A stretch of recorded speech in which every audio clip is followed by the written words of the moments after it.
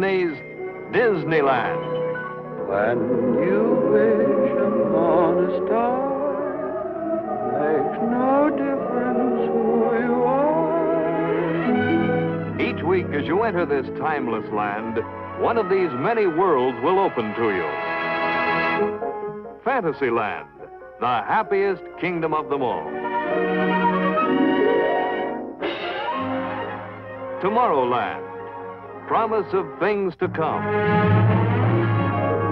Adventureland, the wonder world of nature's own realm.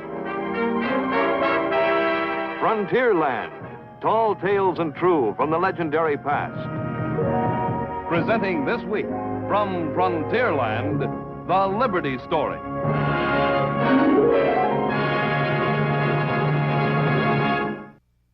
Fantasy in our home and boys, let it grow where all can see.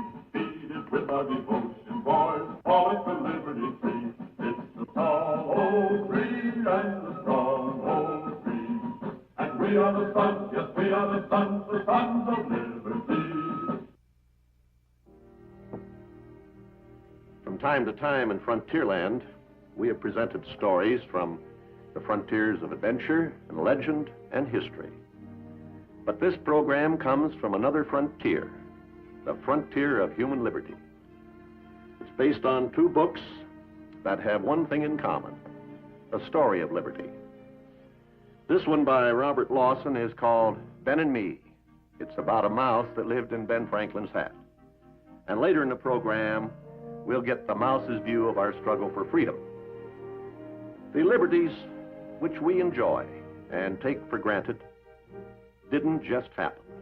They had to be won. And even today, there are parts of the world where the fight for freedom is still going on. Behind our liberties, there's an interesting story, a heroic tale that goes back to the days of Robin Hood and the English tyrant King John. In the story of liberty, the figure of Robin Hood remains an inspiration to all men who love freedom. Some say he was a real person, some say a legend. But whether legendary or real, his spirit caught the imagination of the people, and they told and retold his great deeds. They even made up ballads about him. Now Robin Hood doth hunt the deer that in the woodlands prowse, but oft times shoots the sheriff's men by sorrowfulness. Hearken! Our liege Lord Prince John has pronounced upon Robin Hood sentence of outlawry. He robs the rich to aid the poor, a most unusual practice.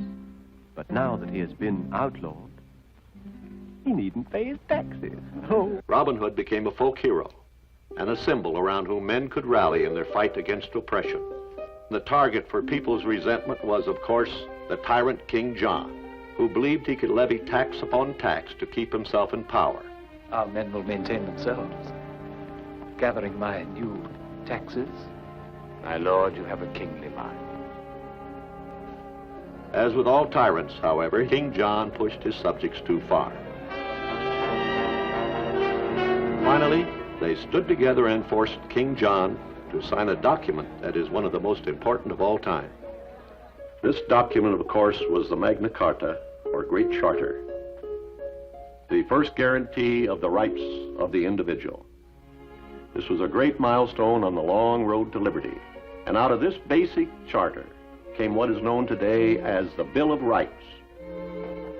The right to worship in one's own way, the right to free speech and press, the right to assemble, the right of privacy, the right to trial by jury, and all the rest. But before these rights were won, there were some other battles that had to be fought first. And this is a story told in Johnny Tremain by Esther Forbes. It's a book about a boy who lived in the time of Paul Revere, and it tells a vital chapter of the Liberty story. In fact, this book intrigued us so much that we not only made a Technicolor motion picture of it, we're also creating an entire new section in Disneyland, the park, based upon it. As you know, Disneyland Park is a sort of a monument to the American way of life. But after reading Johnny Tremain, we realized we had overlooked one major item in the blueprint, a memorial to the freedoms that made it all possible. Well, we're busy putting it in. Right here off the town square. We're calling it Liberty Street. Everything's in the planning stage, of course, but our research has taken us back to a period we'd like to recreate as a reminder that the Liberty story is a story without end. In effect, Liberty Street will be Johnny Tremain's Boston of about 1775. At this period in history, Boston was a bustling seaport with a commerce that came from the far corners of the earth. One of its important imports was tea, and this commonplace commodity was to play a strange part in the Liberty story, as Johnny Tremain would soon discover. I'm looking for Mr. Revere. Johnny, I'm so glad it's over. It was far from over, as Johnny Tremain was to learn. In fact, it was only the beginning, only the kindling of the flame. But the spark of liberty had been touched to fire, and in time, its light would illuminate the world.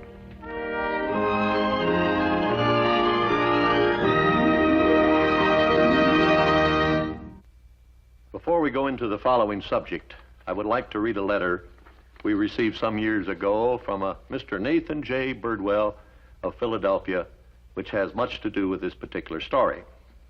Dear Mr. Disney, the past week, as I was sorting through an old trunk full of curios and novelties, which were left me by my great-uncle, I ran across a very remarkable set of books.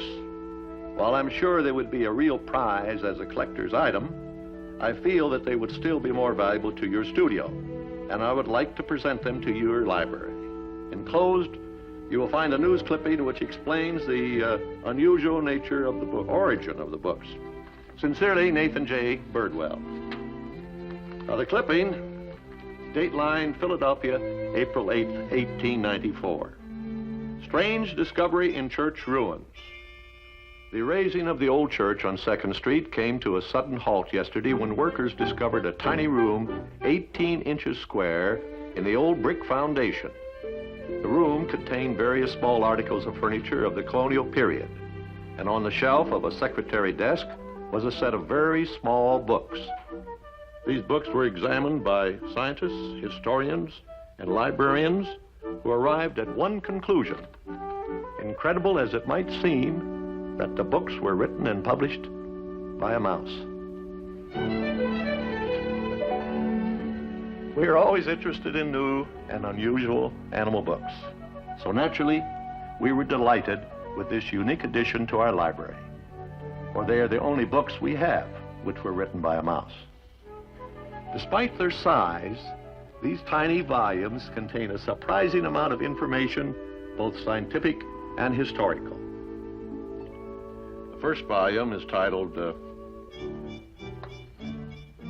My Family and Me, which is a family history of the author Amos Mouse, whose picture is on the first page. And here is an introduction in Amos's own words.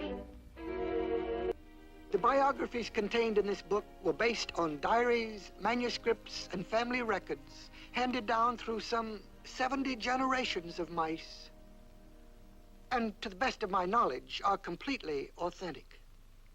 Amos Mouse, historian, inventor, printer, and bookbinder.